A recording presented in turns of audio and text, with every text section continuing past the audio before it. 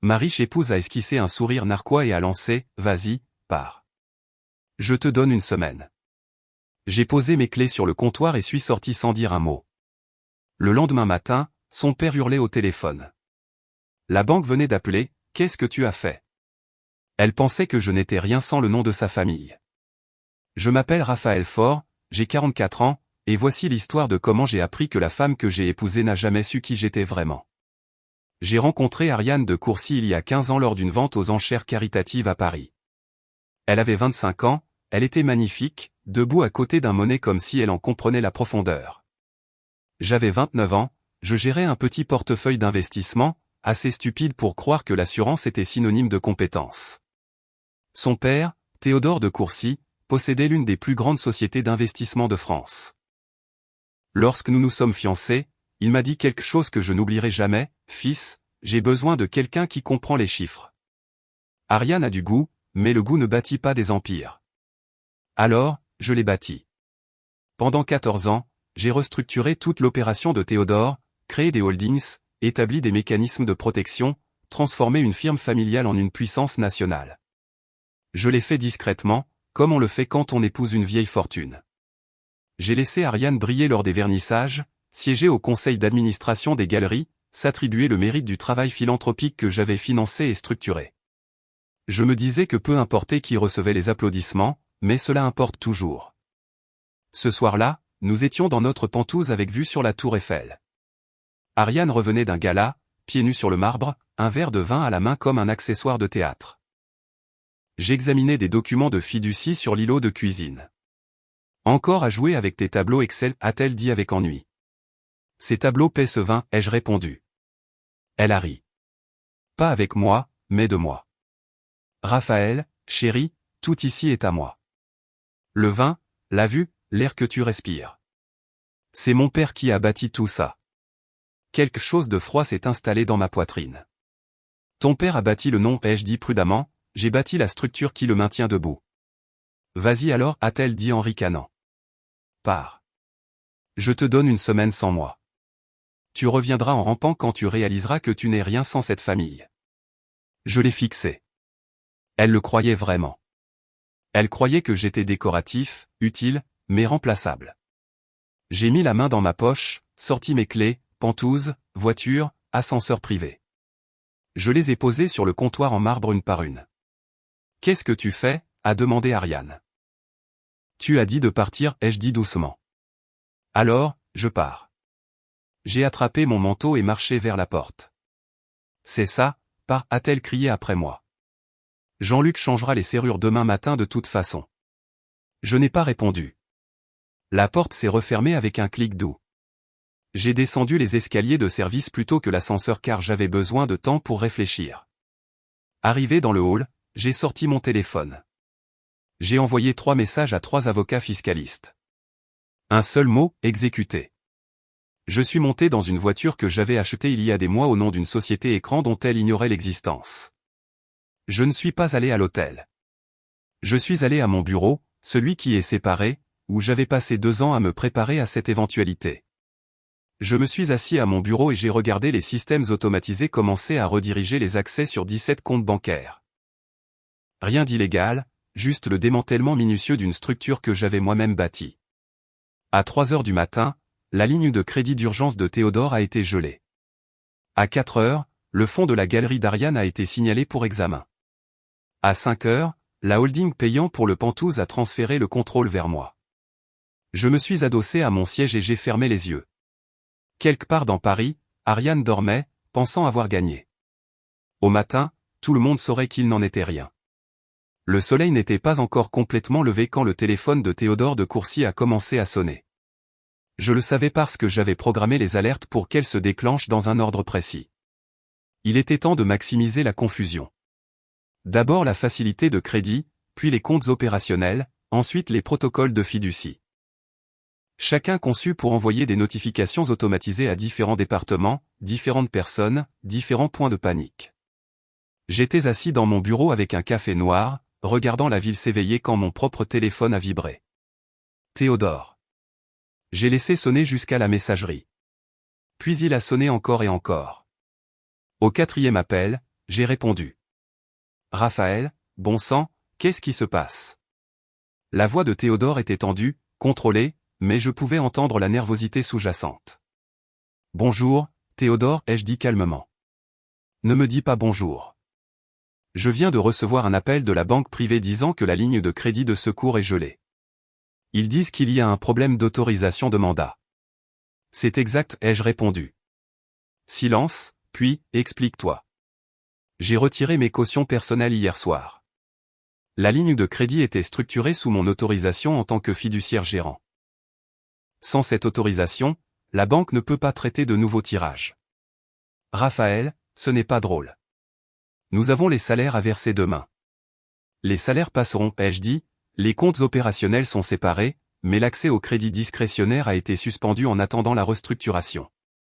Je pouvais l'entendre respirer, essayant de comprendre. Pourquoi ferais-tu ça? Ta fille m'a dit de partir. Alors, je l'ai fait.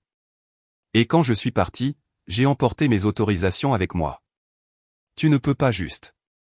Il a commencé puis s'est arrêté parce qu'il savait. Il savait exactement ce que je pouvais faire parce qu'il avait signé les documents me donnant cette autorité il y a des années, quand il avait besoin de quelqu'un de confiance pour tenir les clés. Avant qu'il ne puisse répondre, j'ai entendu une autre voix en arrière-plan. Ariane. Perçante, confuse. Qu'est-ce que tu veux dire? La banque a appelé. Il est 7 heures du matin, disait-elle.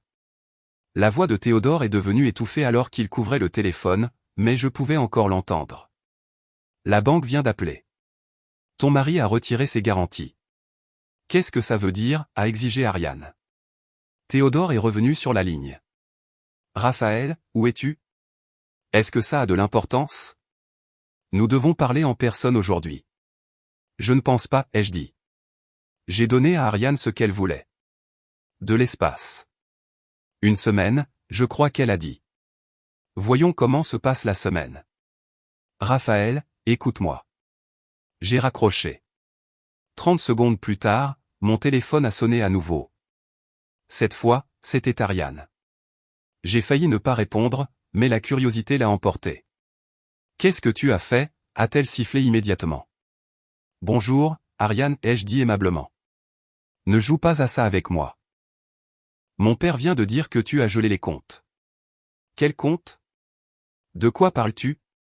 Je n'ai rien gelé, ai-je corrigé. J'ai simplement retiré mes autorisations des systèmes que j'ai bâtis. Il s'avère que lorsque vous dites à l'architecte de partir, le bâtiment devient un peu instable. Tu es fou, a-t-elle craché. Non, je suis précis. Il y a une différence. Raphaël, je te jure que si tu penses que ça va me faire te supplier de revenir. Je ne veux pas que tu me supplies, les jeux interrompus. Je veux que tu comprennes quelque chose que tu n'as jamais pris la peine d'apprendre. Tout ce que tu pensais être à toi, je l'ai construit. Les structures de holding, les facilités de crédit, les protocoles d'investissement, tout cela fonctionne sur des systèmes que j'ai conçus avec mon nom comme sécurité. Et hier soir, j'ai retiré cette sécurité. Tu ne peux pas faire ça. Sa voix montait maintenant, la panique perçant à travers la colère. Je l'ai déjà fait. Profite de ta semaine, Ariane. J'ai mis fin à l'appel et éteint mon téléphone. Dehors, Paris prenait vie. Les gens allaient travailler, vivant leur vie normale. Quelque part à travers la ville, dans un pantouse qui ne reconnaissait plus ses codes d'accès, ma femme commençait à réaliser qu'elle avait fait une terrible erreur de calcul, et son père s'efforçait de comprendre à quel point les dégâts étaient réels. À midi, le monde d'Ariane s'était rétréci à une série de transactions refusées et d'appels sans réponse. Elle était assise dans le salon du Pantouse, ordinateur portable ouvert, fixant des messages d'erreur qu'elle ne comprenait pas. Son assistante personnelle avait cessé de répondre. Son coiffeur avait annulé son rendez-vous. Même son service de chauffeur disait que son compte nécessitait une mise à jour. C'est alors que sa meilleure amie, Manon, est arrivée à l'improviste. Manon avait été la colocataire d'Ariane à HEC, sa témoin de mariage, la personne qu'elle appelait après chaque vernissage et gala de charité. Elles avaient tout partagé pendant 20 ans. Ou du moins, c'est ce qu'Ariane pensait. J'ai entendu, a dit Manon, s'installant sur le canapé en cuir blanc sans attendre d'invitation. Entendu quoi, a claqué Ariane, ne levant pas les yeux de son ordinateur. Que Raphaël est parti. Que tout s'effondre. La tête d'Ariane s'est relevée brusquement. Comment sais-tu? Il me l'a dit, a dit Manon simplement. La pièce est devenue glaciale. Que veux-tu dire par il te l'a dit? La voix d'Ariane était dangereusement calme. Manon a sorti son téléphone, a fait défiler, puis a tourné l'écran vers Ariane. Des SMS, des dizaines, entre Manon et Raphaël, remontant à des mois. Avant que tu ne pètes les plombs, a dit Manon calmement, ce n'est pas ce que tu penses. Nous n'avions pas de liaison. Raphaël m'a contacté il y a 6 mois parce qu'il s'inquiétait pour toi, pour nous, pour ce que tu devenais. Ariane fixait les messages, le nom de sa meilleure amie en haut d'une conversation dont elle ignorait l'existence. Tu parlais à mon mari dans mon dos. Les mots sortaient étranglés. Je t'ai regardé le détruire pendant des années, a corrigé Manon. Chaque dîner où tu te moquais de son travail. Chaque gala où tu le présentais comme le type des finances, comme s'il était ton comptable. Chaque fois que tu levais les yeux au ciel quand il essayait d'expliquer ce qu'il faisait réellement. Ce n'est pas, a commencé Ariane. Si, ça l'est, l'a interrompu Manon. Et il y a 3 mois, quand tu m'as dit que tu pensais à divorcer et à tout lui prendre. Je l'ai dit à Raphaël. Je lui ai dit que tu prévoyais de l'attaquer par surprise avec des papiers et une équipe juridique que ton père assemblait. Ariane avait l'impression que le sol se dérobait sous ses pieds. Pourquoi ferais-tu ça, a-t-elle chuchoté. Parce que je te connais depuis que nous avons 19 ans, Ariane, et je t'ai vu devenir quelqu'un que je ne reconnais plus.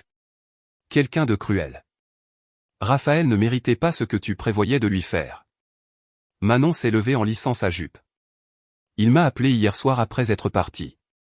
Il m'a demandé de venir voir comment tu allais. De m'assurer que tu étais en sécurité. Même après tout ça, il s'inquiétait pour toi. C'est le genre d'homme qu'il est. Et tu l'as jeté comme s'il n'était rien. Sors, a dit Ariane, la voix tremblante. Je m'en vais. Mais tu devrais savoir autre chose. Quand tu chercheras du soutien, quand tu commenceras à appeler tous ces amis que tu penses avoir, tu vas découvrir combien d'entre eux respectaient Raphaël plus qu'ils ne t'ont jamais apprécié. Manon a marché vers la porte, a fait une pause. Il a tout construit, Ariane. Et nous le savions tous. Tu étais juste la seule à refuser de le voir. La porte s'est refermée doucement derrière elle. Ariane est restée seule dans le Penthouse, entourée d'art qu'elle avait choisi, de meubles qu'elle avait sélectionnés et d'une vue qu'elle avait toujours considérée comme sienne. Pour la première fois, elle se demandait combien d'autres personnes avaient observé son mariage de l'extérieur, voyant des choses qu'elle avait été trop arrogante pour remarquer. Son téléphone a vibré, un message de son père. Bureau. Maintenant. Nous devons parler de la limitation des dégâts. Elle a regardé autour du Penthouse vide une dernière fois, puis a attrapé son manteau. Ariane est arrivée au bureau de son père pour le trouver derrière son bureau avec 2 hommes qu'elle ne reconnaissait pas. L'un était âgé, au regard perçant, portant un costume coûteux. L'autre était plus jeune, portant une mallette en cuir. Ariane, voici maître Gérard Hutchkin, notre avocat, et Marc Sterling, expert comptable judiciaire, a dit Théodore sans préambule. Expert comptable judiciaire, a répété Ariane. Pourquoi avons-nous besoin? Assieds-toi, l'a interrompu Théodore. Elle s'est assise. Gérard a ouvert un dossier. Madame Faure, nous avons passé en revue vos comptes personnels et découvert des écarts inquiétants. Quels écarts? Marc s'est penché en avant. Au cours des 3 dernières années, vous avez accumulé environ 2 millions d'euros de dettes personnelles réparties sur 17 cartes de crédit et 3 prêts personnels. L'estomac d'Ariane s'est noué. C'est impossible, a-t-elle dit faiblement. C'est documenté, a répondu Marc, glissant des papiers sur le bureau. Achat de créateurs, affrètement de jets privés, adhésions exclusives, tous débités sur des comptes que nous pensions initialement être des dépenses de l'entreprise familiale. Ce n'est pas le cas. Ce sont des cartes personnelles ouvertes à votre nom, utilisant l'historique de crédit de la famille comme garantie. La voix de Théodore était glaciale. Comptais-tu me dire que tu finançais ton train de vie à crédit? Je pensais, a commencé Ariane puis s'est arrêtée. Elle pensait que l'argent serait toujours là. Pensait que quelqu'un d'autre faisait attention. Pensait que Raphaël gérait ça. Ton mari ne payait pas ses cartes, a dit Gérard platement. Il a séparé ses finances des tiennes il y a 2 ans. Nous avons trouvé la documentation ce matin. Il couvrait ses propres dépenses et contribuait aux frais communs du ménage. Mais tes dépenses personnelles, c'était entièrement toi. 2 millions d'euros, Ariane, a dit Théodore. Et maintenant que Raphaël a retiré ses garanties, chaque créancier réclame ses dettes immédiatement parce qu'elles étaient adossées aux actifs familiaux qu'il contrôlait. La pièce tournait légèrement. Comment ai-je pu ne pas savoir, a-t-elle chuchoté. Parce que tu n'as jamais regardé, a dit Marc sans méchanceté. Les relevés étaient envoyés à une adresse email que tu ne consultais jamais. Les intérêts étaient payés automatiquement depuis un compte que tu supposais être de l'argent familial. C'était ton argent, tiré d'un trust que Raphaël a mis en place pour toi il y a des années. Ce trust est maintenant vide. Gérard a sorti un autre document. Nous devons aussi discuter du fond de la galerie. L'initiative artistique de la famille de Courcy. Quoi à ce sujet, a demandé Ariane, redoutant la réponse. Il est techniquement insolvable. Il l'est depuis 18 mois. Raphaël couvrait les déficits par des injections de capital personnel pour protéger ta réputation. Ces injections se sont arrêtées hier soir. Théodore s'est levé et a marché vers la fenêtre, les mains croisées dans le dos. Le conseil d'administration de la galerie s'est réuni ce matin, a-t-il dit doucement. Ils ont voté pour te retirer de ton poste de directrice, en attendant un audit financier. La nouvelle sera publique demain. Ariane sentait les larmes monter mais refusait de les laisser couler. Ce n'est pas possible. C'est déjà fait, a dit Théodore, se tournant pour lui faire face. Et nous avons 48 heures pour limiter la casse avant que la presse ne s'empare de cette histoire. La fille de Théodore de Courcy, renvoyée de sa propre charité pour mauvaise gestion financière. Comprends-tu ce que cela fait à notre réputation? Je n'ai rien mal géré, a protesté Ariane. J'ai juste. Tu as juste quoi? La voix de Théodore a finalement éclaté. Tu as juste dépensé de l'argent que tu n'avais pas. Tu as juste supposé que quelqu'un d'autre nettoierait ton désordre. Tu t'es juste moqué du seul homme qui maintenait tout ensemble pendant que tu jouais à la conservatrice. Le silence qui a suivi était assourdissant. Finalement, Gérard a parlé. Nous devons localiser Raphaël et négocier. S'il est prêt à restaurer certaines autorisations, nous pourrions contenir cela avant que cela ne devienne catastrophique. Il ne le fera pas, a dit Ariane d'une voix creuse. Je le connais. Une fois qu'il prend une décision, il ne revient pas en arrière.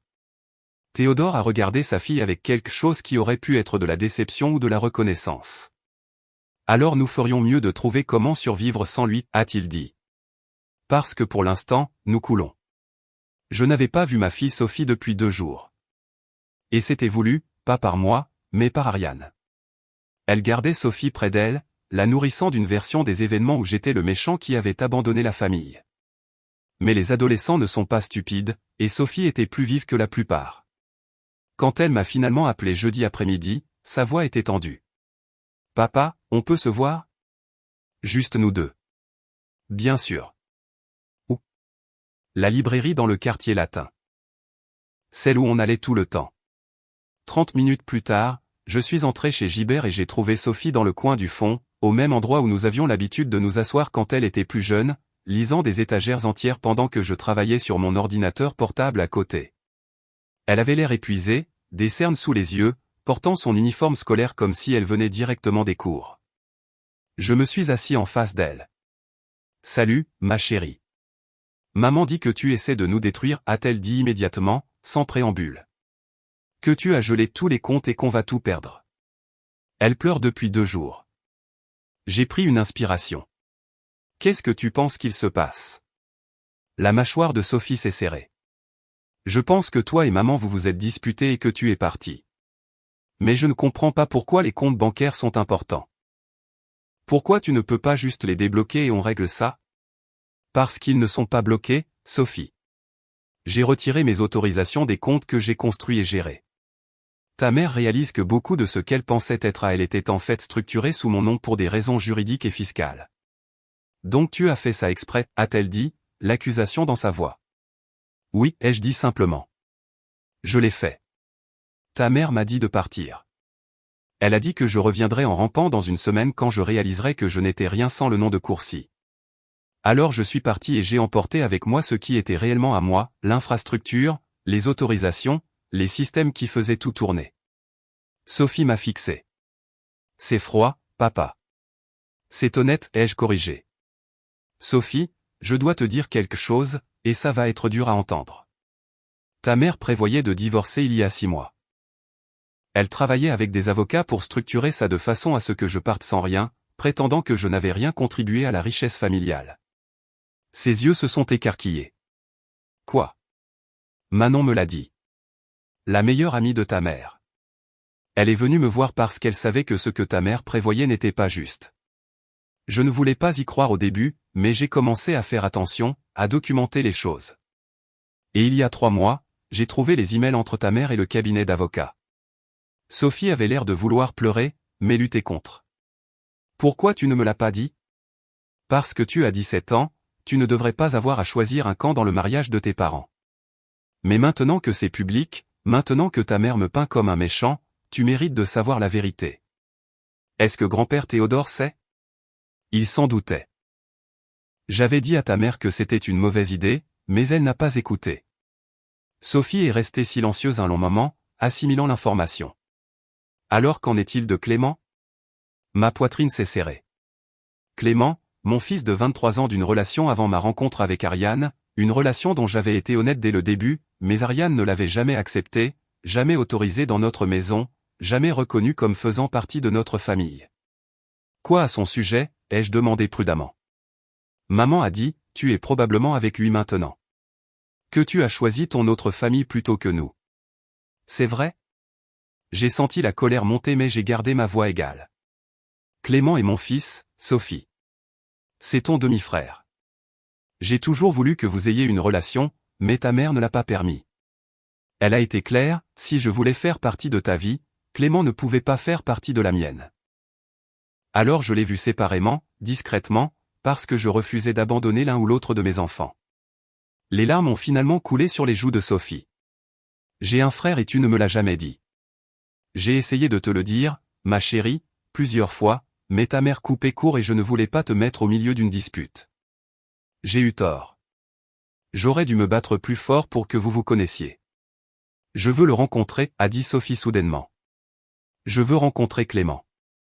Tu es sûr? Oui. Si c'est mon frère, je devrais le connaître. Et si maman m'a caché ça, alors peut-être qu'elle m'a caché d'autres choses aussi. J'ai sorti mon téléphone et envoyé un SMS à Clément. Tu es libre pour dîner ce soir? Quelqu'un veut te rencontrer. Sa réponse est arrivée immédiatement. Oh. Ta fille. 3 points. Puis, sérieusement? Chez Luigi à 19h. Je serai là. J'ai regardé Sophie. Il est excité de te rencontrer. Il attend ça depuis 17 ans. Elle a essuyé ses yeux. Il est comment? Il est en école d'architecture. Il joue de la guitare. Il a ton sens de l'humour. Tu vas l'aimer. Sophie a hoché la tête, puis a posé la question que je redoutais. Toi et maman, vous allez divorcer? Oui, ai-je dit. Je suis désolé, Sophie, mais oui. Ce n'est pas quelque chose qu'on peut réparer à cause de l'argent. C'est parce que ta mère ne m'a jamais vu comme un partenaire. Elle me voyait comme un outil, quelqu'un d'utile à avoir sous la main, mais qui ne méritait pas le respect. Et je ne peux plus vivre comme ça. Sophie a tendu la main à travers la table et a pris la mienne. Je ne pense pas que tu sois un méchant, papa. Je pense que tu es fatigué d'être invisible. J'ai serré sa main, la gorge serrée. Merci de m'avoir écouté. Je peux te demander quelque chose, a-t-elle dit. N'importe quoi. Quand tout ça sera fini, quand tout sera réglé, est-ce que j'aurai encore mes 2 parents ou est-ce que tu vas disparaître? Ma chérie, je ne vais nulle part. Ta mère et moi, c'est fini, mais tu es ma fille. Ça ne change pas, jamais. Elle a hoché la tête, visiblement soulagée. D'accord, alors allons rencontrer mon frère. Théodore a convoqué une réunion d'urgence du conseil d'administration pour lundi matin. Je n'étais pas invité, mais je savais ce qui se passait car j'avais toujours accès au système d'agenda de l'entreprise. Mes codes d'accès n'avaient pas été révoqués parce que j'avais construit l'infrastructure de sécurité et je m'étais donné un accès dérobé il y a des années comme mesure de sécurité. Pas pour espionner, pour protéger. À 9h, j'ai reçu un SMS d'un numéro que je ne reconnaissais pas, tu dois voir ça. En pièce jointe se trouvait un flux audio en direct de la salle du conseil. Quelqu'un à l'intérieur me diffusait la réunion. J'ai mis mes écouteurs et j'ai écouté. La voix de Théodore est arrivée en premier, tendue. Messieurs, mesdames, merci d'être venus si rapidement. Nous avons une situation qui nécessite une action immédiate du Conseil. Nous connaissons la situation, Théodore, a dit Jean-Pierre, un membre senior du Conseil et ancien partenaire d'affaires de Théodore. Ton gendre vient de démonter notre infrastructure opérationnelle comme s'il désamorçait une bombe. La question est, qu'est-ce qu'on fait? Nous négocions, a répondu Théodore. Négocier quoi? A exigé une autre voix. Il a toutes les cartes en main. Chaque holding, chaque structure de compte, chaque bouclier fiscal. Il l'a construit et il le contrôle. Nous lui avons donné ce pouvoir. Vous lui avez donné ce pouvoir parce que je lui faisais confiance, a dit Théodore défensivement. Tu lui faisais confiance parce qu'il était compétent, a rétorqué Jean-Pierre. Plus compétent que quiconque dans cette pièce, y compris toi. Et maintenant nous payons le prix pour l'avoir traité comme du personnel embauché au lieu du partenaire qu'il était réellement. Le silence est tombé sur la salle. Une autre voix, celle de Patricia Simons, l'auditrice financière du Conseil. J'ai examiné la structure. C'est brillant. Juridiquement inattaquable. Chaque autorisation, chaque protocole de transfert, chaque sécurité, ils nécessitent tous l'approbation personnelle de Raphaël Faure. Il n'y a pas de dérogation possible. Il a conçu ça spécifiquement pour empêcher exactement ce qu'Ariane essaie de faire maintenant, arracher le contrôle à la personne qui l'a construit. Donc ce que vous dites, a dit Théodore lentement, c'est que nous n'avons aucun levier. Pas exactement, a répondu Patricia, nous avons un levier. Sa réputation. C'est un professionnel. Si nous abordons cela professionnellement, que nous lui offrons des conditions équitables, il pourrait être disposé à négocier une transition. Et s'il ne l'est pas, à demander quelqu'un. La voix de Patricia était sombre. Alors le groupe financier de Courcy s'effondre dans les 90 jours, peut-être plus tôt. La salle a éclaté en voix superposées, panique et colère se mêlant. Je les écoutais s'agiter, ces hommes et ces femmes qui avaient assisté à des galas et des ventes aux enchères avec Ariane, qui m'avaient souri de l'autre côté des tables de conférence tout en me traitant comme du personnel d'arrière-plan. Puis la voix de Théodore a tranché. Il y a une autre option. Nous retirons Ariane de tous les rôles opérationnels. Nous faisons comprendre à Raphaël qu'elle n'a plus aucune autorité sur les décisions commerciales de la famille. Nous lui offrons le contrôle opérationnel exclusif, indépendant du mariage. Tu couperais ta propre fille, a demandé Jean-Pierre, semblant choqué. Ma fille vient de nous coûter 200 millions d'euros en actifs gelés et menace l'effondrement d'une firme que mon grand-père a bâtie, a dit Théodore d'une voix dure. Oui, je la coupe si cela signifie la survie. J'ai ressenti quelque chose d'inattendu. Pas de la satisfaction, mais de la tristesse. Théodore voyait enfin ce que j'avais vu depuis des années. Sa fille était un passif. Patricia a parlé à nouveau. Nous avons besoin d'un vote. Tous ceux en faveur d'offrir à Raphaël Faure le contrôle opérationnel complet en tant que prestataire indépendant séparé de l'autorité familiale? Une par une, les voix ont appelé « oui ». Quand le compte fut terminé, c'était unanime. Théodore s'est éclairci la gorge. Alors quelqu'un doit contacter Raphaël. Faire l'offre officielle. Je vais le faire, a dit Jean-Pierre. Il m'écoutera. Nous avons toujours eu un respect mutuel. Sois clair, a ajouté Théodore, que ce n'est pas de la charité. C'est une reconnaissance. Cette position, nous aurions dû la lui donner il y a des années. La séance a été levée. J'étais assis dans mon bureau, les écouteurs toujours dans les oreilles, fixant le vide. Mon téléphone a sonné. Jean-Pierre. J'ai répondu. Bonjour, Jean-Pierre. Raphaël, je suppose que tu écoutais. Pas la peine de mentir. Oui. Bien. Alors tu sais ce que nous offrons. Contrôle opérationnel complet, siège au conseil, participation au capital, package de rémunération qui reflète ta valeur réelle. Ton mariage avec Ariane devient non pertinent pour ton rôle dans l'entreprise. Et Ariane, ai-je demandé. Elle est retirée de tous les postes décisionnels. Elle conservera son fonds fiduciaire, ses parts, mais aucune autorité opérationnelle. Le conseil a été unanime. J'ai laissé l'information pénétrer. Son père a accepté ça. Son père l'a proposé. Raphaël, Théodore sait qu'il a fait une erreur. Il a choisi la loyauté envers le sang plutôt que la loyauté envers la compétence et cela a failli tout détruire. Il ne fera pas cette erreur 2 fois. Je vais y réfléchir, ai-je dit. Ne réfléchis pas trop longtemps. Nous avons 72 heures avant que les agences de notation ne commencent à nous dégrader. Il a raccroché. Je suis resté là, tenant le téléphone, sentant le poids d'une décision qui définirait tout pour l'avenir. 3 jours après la réunion du conseil, j'ai reçu un paquet à mon bureau. Pas d'adresse de retour, juste une simple enveloppe Kraft avec mon nom tapé sur l'étiquette. À l'intérieur se trouvait une clé USB et une note manuscrite. Tu mérites de savoir la vérité.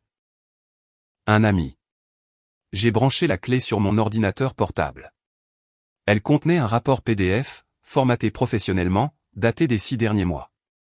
L'entête disait « Rapport d'activité financière et personnelle ». Sujet, Ariane de Courcifort. Quelqu'un avait engagé un détective privé pour suivre ma femme.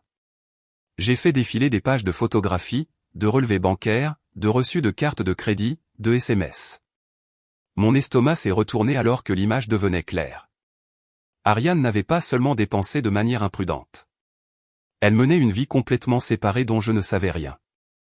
Les photos la montraient dans des restaurants où je n'étais jamais allé avec des gens que je n'avais jamais rencontrés. Des déjeuners coûteux débités sur des cartes dont j'ignorais l'existence. Des chambres d'hôtel à Paris réservées sous son nom de jeune fille. Et puis il y avait les SMS extraits des relevés téléphoniques. Conversation avec quelqu'un nommé EDE qui m'ont glacé le sang. Raphaël ne se doute de rien.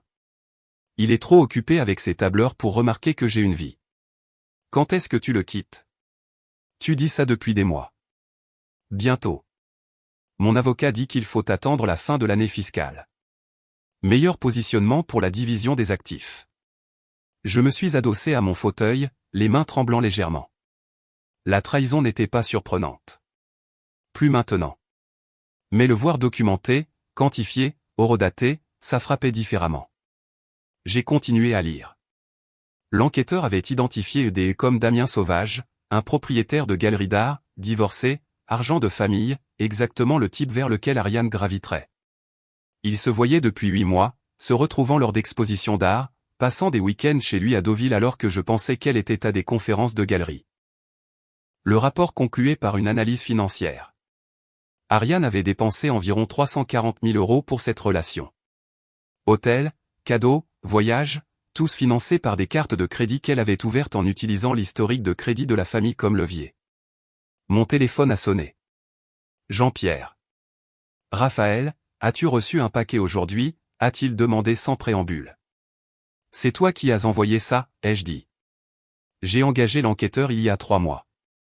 Après la réunion du conseil où tu nous as sauvés de cette fusion désastreuse, j'ai commencé à faire attention à la façon dont Ariane te traitait. Le mépris, la moquerie, ça me dérangeait. Alors, j'ai creusé un peu. Pourquoi, ai-je demandé. Parce que tu es le meilleur esprit financier avec lequel j'ai travaillé en 40 ans. Et j'ai regardé la fille de Théodore te traiter comme du personnel jetable. Je voulais savoir si mes instincts étaient justes. Ils l'étaient. Je fixais l'écran, les preuves de la double vie de ma femme. Qu'est-ce que tu veux faire avec ça? C'est à toi de décider. Mais Raphaël, si tu négocies avec le conseil, si tu reviens au groupe de Courcy, tu dois le faire depuis une position de force absolue. Ce rapport te donne un levier. Ariane prévoyait de divorcer et de te peindre comme un chercheur d'or.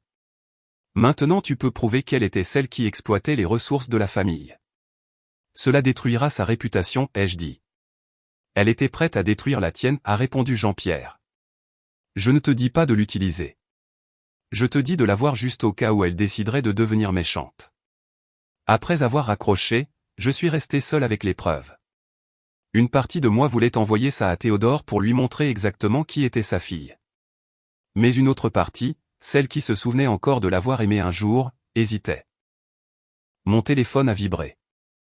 Un SMS de Sophie. Papa, je peux rester avec toi cette semaine? Je ne peux pas être près de maman en ce moment. Elle n'arrête pas de pleurer et de blâmer tout le monde sauf elle-même. J'ai répondu, bien sûr. Je vais préparer la chambre d'amis. Est-ce que Clément peut venir dîner demain? Il est drôle. J'aime bien avoir un frère. J'ai souri malgré tout. Absolument. Il sera content d'entendre ça. J'ai regardé le rapport sur mon écran, puis fermé l'ordinateur portable. Quoi qu'Ariane ait fait, quoi qu'elle ait prévu, j'avais ma fille maintenant. J'avais mon fils. J'avais le respect du conseil et un avenir qui ne dépendait pas du nom de sa famille. La vérité était documentée, sécurisée, prête si j'en avais besoin. Mais pour l'instant, j'avais une chambre d'amis à préparer pour ma fille.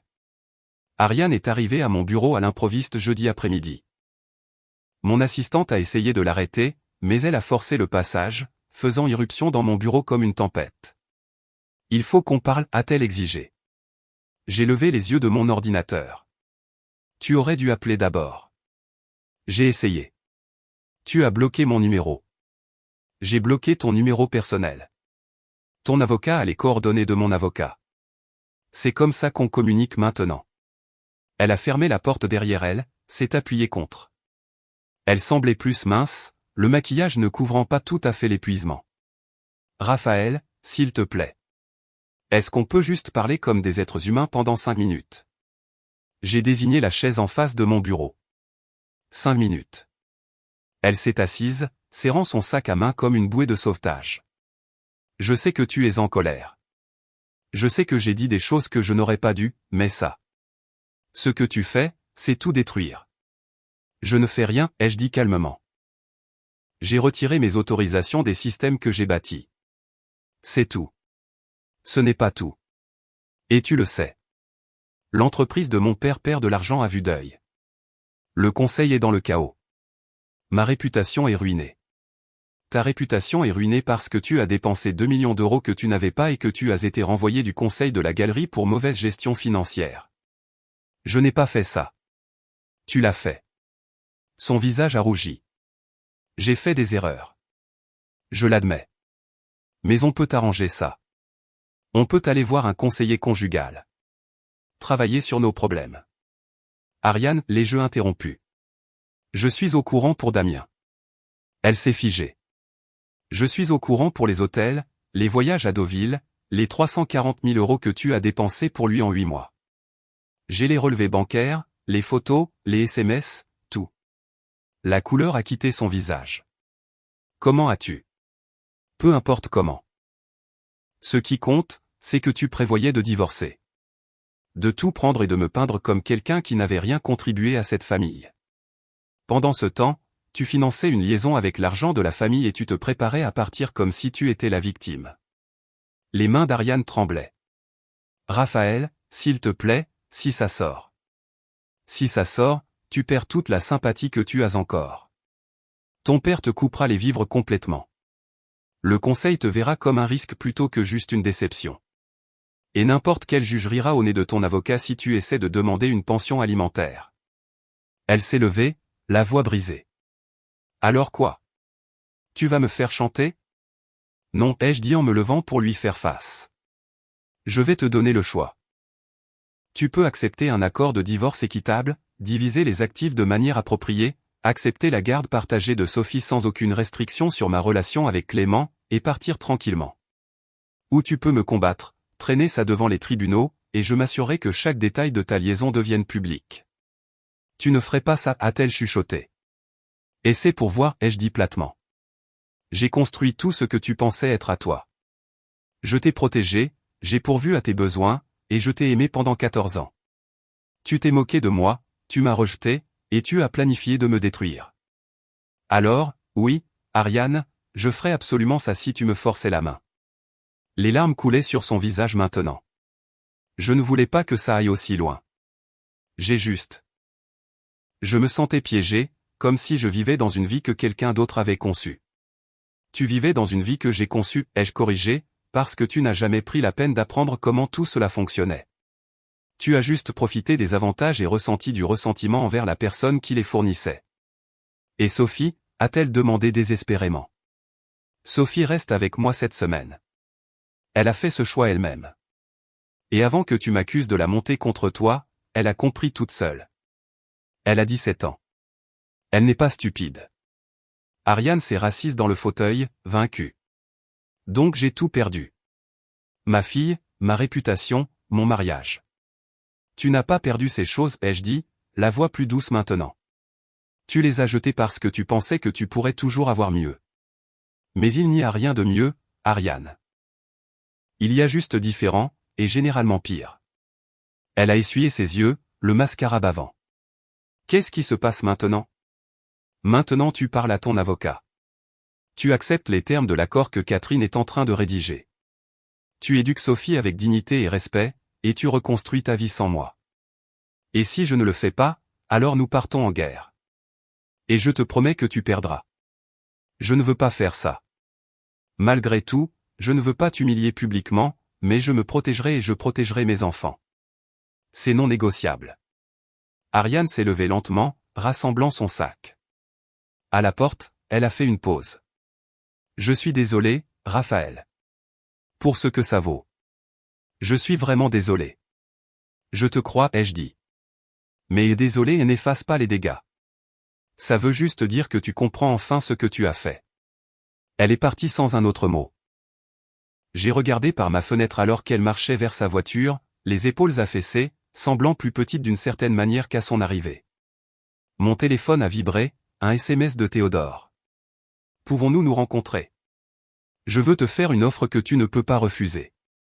J'ai souri légèrement et répondu. Demain matin, 9 heures. Ton bureau. La guerre finissait. Maintenant venait la reconstruction. La médiation a eu lieu dans une salle de conférence neutre au centre-ville. Avocats des deux côtés. Une médiatrice professionnelle nommée docteur. Hélène Cortez présidait. Ariane était assise en face de moi. Son avocat Roger à côté d'elle, tous deux semblant préparés pour la bataille. Commençons, a dit docteur Cortez. Monsieur Faure, votre avocate a soumis des termes de règlement. Souhaitez-vous résumer? Catherine a pris la parole. Mon client propose une division nette. Madame Faure reçoit son fonds fiduciaire, qui reste intact à environ 8 millions d'euros. Elle garde la collection d'art qu'elle a personnellement constituée, évaluée à 2 millions. Monsieur Faure conserve sa participation au capital du groupe de Courcy, ses comptes personnels et ses avoirs commerciaux séparés. C'est complètement inacceptable, a interrompu Roger. Madame Faure a contribué 14 ans à ce mariage. Madame Faure a contribué 14 ans de dépenses, l'a coupé Catherine. Nous avons la documentation montrant qu'elle a accumulé 2 millions de dettes personnelles et dépensé 340 000 euros supplémentaires pour une liaison extra-conjugale. Mon client a subventionné son train de vie alors qu'elle planifiait activement de divorcer et de tout lui prendre. Le visage d'Ariane est devenu blanc. Roger s'est penché, lui a chuchoté urgemment. Nous proposons également, à continuer Catherine, la garde partagée de Sophie sans aucune restriction sur la relation de Monsieur Faure avec son fils Clément. Madame Faure a tenté d'exclure Clément des réunions familiales pendant des années. Cela s'arrête maintenant. Sophie devrait décider où elle veut vivre, ai-je ajouté. Pas nous. Elle a 17 ans, assez intelligente pour faire ce choix elle-même. Docteur Cortez a regardé Ariane. Madame Faure, souhaitez-vous répondre? La voix d'Ariane était à peine au-dessus d'un murmure. Qu'en est-il du Penthouse? Le Penthouse appartient à une SCI que je gère, ai-je dit. Tu peux y rester 6 mois le temps de trouver un autre logement. Après cela, il sera vendu ou réaffecté. 6 mois, a-t-elle dit, l'air paniqué. C'est généreux. Considérant que tu m'as dit de partir sans rien, ai-je répondu calmement. Roger s'est éclairci la gorge. Mon client aimerait discuter des allégations de liaison en privé. Non, ai-je dit fermement. Tout est discuté ici officiellement ou cela va au tribunal et devient un dossier public de toute façon. Ton choix. Ariane a fermé les yeux. Comment as-tu découvert pour Damien? Quelqu'un qui se souciait assez de moi pour me montrer la vérité, ai-je dit. Contrairement aux gens que tu pensais être tes amis. Est-ce que mon père sait? A-t-elle demandé. Pas encore. Mais il le saura si cela ne se règle pas aujourd'hui. Elle a regardé Roger puis m'a regardé. Qu'est-ce que tu veux de moi, Raphaël? Je veux que tu acceptes ta responsabilité. Signe les papiers. Laisse Sophie faire ses propres choix et laisse-moi avancer sans que tu essaies de me détruire par dépit. Et si je fais ça, tu ne diras pas à mon père pour Damien? Si tu règles ça équitablement, ce que tu as fait reste entre nous. Je ne suis pas intéressé par la vengeance. Ariane, je veux juste en sortir. Elle est restée assise un long moment, puis a hoché la tête lentement. D'accord, je vais signer. Roger a commencé à protester, mais elle a levé la main. Non, il a raison. J'ai créé ce gâchis. J'en accepterai les conséquences. 2 heures plus tard, les papiers étaient signés. Ariane est partie sans me regarder. Catherine a rangé sa mallette, satisfaite. Ça s'est mieux passé que prévu, a-t-elle dit. Elle sait qu'elle est battue, ai-je répondu. Et quelque part sous toute cette arrogance, elle sait qu'elle l'a mérité. Je suis sorti dans la soirée parisienne, plus léger d'une certaine manière. 14 ans s'étaient terminés avec des signatures sur du papier. Pas de drame, pas de théâtre, juste la fin tranquille de quelque chose qui mourait depuis des années. Mon téléphone a vibré. Sophie, c'est fait? C'est fait. Bien. Clément et moi préparons le dîner chez toi. Arrive vite. J'ai souri et me suis dirigé vers la maison. 8 mois plus tard, je me tenais dans la salle du conseil exécutif du groupe financier de Coursier en tant que nouveau directeur général délégué. Théodore était assis en bout de table, mais le vrai pouvoir avait changé de main. Le conseil le savait. Théodore le savait, et je l'avais mérité. Messieurs, mesdames, a commencé Théodore, je suis heureux d'annoncer que nos chiffres du 3e trimestre dépassent les prévisions de 18%. Notre restructuration sous la direction de Raphaël nous a positionnés pour l'année fiscale la plus forte de l'histoire de l'entreprise. Applaudissements autour de la table. J'ai hoché la tête en remerciement mais je n'ai pas souri. Ce n'était pas une question de validation. C'était une question de construire quelque chose de durable. Après la réunion, Jean-Pierre m'a pris à part. Il y a quelqu'un ici pour te voir. Elle dit que c'est important. J'ai marché vers mon nouveau bureau, vue d'angle, 2 fois la taille de ce que j'avais avant. Près de la fenêtre se tenait une femme que je n'ai pas reconnue au début. Mi-trentaine, tailleur professionnel, sourire chaleureux. Monsieur Faure, je suis le docteur Caroline Reed. Je suis analyste financière. Je viens d'emménager à Paris. Comment puis-je vous aider, docteur Reed, ai-je demandé. En fait, j'espérais que nous pourrions discuter du fonds philanthropique que vous avez établi. Celui pour les hôpitaux pour enfants. J'avais mis en place le fonds il y a 6 mois. Discrètement, en utilisant mon propre argent. Je donnais anonymement via le groupe de Coursier depuis des années, mais maintenant je voulais que ce soit formalisé, transparent, réel. Quoi à ce sujet, ai-je demandé. J'aimerais contribuer et j'aimerais vous aider à l'étendre. J'ai examiné votre structure et elle est brillante. La plupart des gens parlent de redonner. Vous avez réellement conçu un système qui fonctionne. Nous avons parlé pendant 1 heure. Elle était vive, drôle, sans prétention. En partant, elle m'a tendu sa carte. Si jamais vous voulez prendre un café et parler d'autre chose que d'argent, j'aimerais bien. J'ai regardé la carte, puis elle. J'aimerais bien aussi. Ce soir-là, j'ai dîné avec Sophie et Clément dans mon appartement, celui que j'avais acheté à mon propre nom, décoré simplement. Pas de marbre ou de prétention, juste un espace qui me ressemblait. Papa. Clément a été accepté au programme d'architecture de l'école spéciale, a annoncé Sophie fièrement. C'est incroyable, ai-je dit, sincèrement heureux. Félicitations. Merci, a dit Clément. Et je voulais te dire, je mets fort sur toutes mes candidatures maintenant. Je ne le cache plus. Ma gorge s'est serrée. Tu n'as jamais eu à le cacher. Je sais, mais je voulais le faire. Maintenant je veux que les gens sachent de qui je suis le fils. Sophie a levé son verre de soda. À la famille, la vraie. Nous avons trinqué. Plus tard, après leur départ, je me suis tenu sur mon balcon donnant sur la Seine. Quelque part dans cette ville, Ariane reconstruisait sa vie. J'avais entendu dire qu'elle avait déménagé à New York, plus près de Damien, essayant de recommencer à zéro. J'espérais qu'elle trouverait ce qu'elle cherchait. Mon téléphone a vibré, un SMS du docteur Caroline Reed. Café samedi. Il y a un endroit dans le Marais que je pense que vous aimeriez. J'ai répondu, samedi, c'est parfait. J'ai hâte. J'ai regardé les lumières se refléter sur l'eau. J'ai pensé à tout ce qui avait mené à ce moment. La moquerie, le rejet, le moment où j'ai posé ces clés sur le comptoir et où je me suis éloigné de tout ce que je pensais être permanent. Il s'est avéré que rien n'était permanent sauf les choses que vous construisez vous-même. La fondation a tenu et sur elle je bâtissais quelque chose de nouveau, quelque chose de réel, quelque chose à moi.